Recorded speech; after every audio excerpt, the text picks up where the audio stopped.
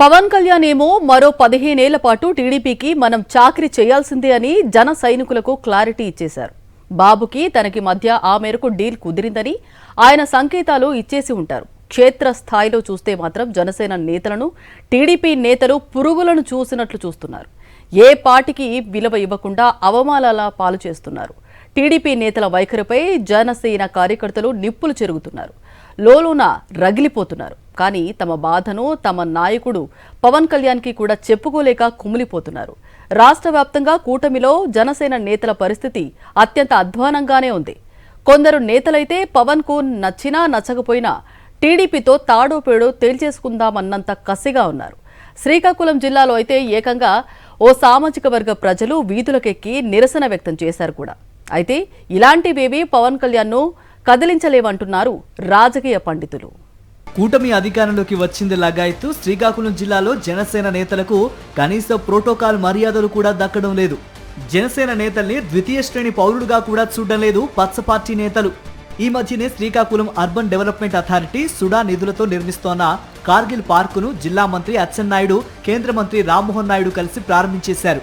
అయితే సుడా చైర్మన్ గా ఉన్న జనసేన నేత కొరికాన రవికుమార్ ఈ కార్యక్రమంలో ఎక్కడా కనబడలేదు.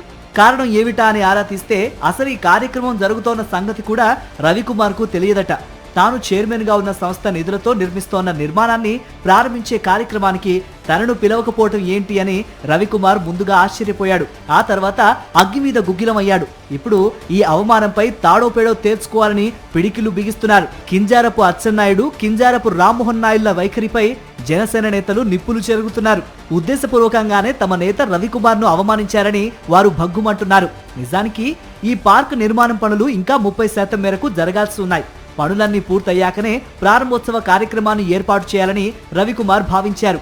అయితే ఈలోపే కింజారపు బాబాయ్ అబ్బాయిలు ఈ క్రెడిట్ తమకే దక్కాలని క్రెడిట్ స్టోరీ పథకంలో భాగంగా గుట్టుచప్పుడు కాకుండా ప్రారంభించేసి ఫోటోలు దిగారు. జిల్లా అధికారులు కూడా కింజారపు మంత్రుల కనుసన్నల్లోనే వ్యవహారాలు నడుపుతూ జనసేన నేత రవికుమార్ ను అవమానించారు. సుడా అధికారులు తమ చైర్మన్ రవికుమార్ కు చెప్పకుండా ఈ కార్యక్రమాన్ని నిర్వహించడం వివాదంలో కొసమెరుపు. కేవలం రవికుమార్నే కాదు, జిల్లాలోని తూర్పు కాపులందరినీ కింజారపు మంత్రులు అవమానిస్తున్నారని తూర్పు కాపులు మండిపడుతున్నారు. పదవుల విషయంలోనూ తూర్పు కాపులకు అన్యాయం చేస్తున్నారని వారు ఆరోపిస్తున్నారు. తూర్పు కాపులకు జరుగుతోన్న అవమానానికి నిరసనగా జిల్లా కేంద్రంలో తూర్పు కాపులు భారీ బహిరంగ సభ నిర్వహించారు.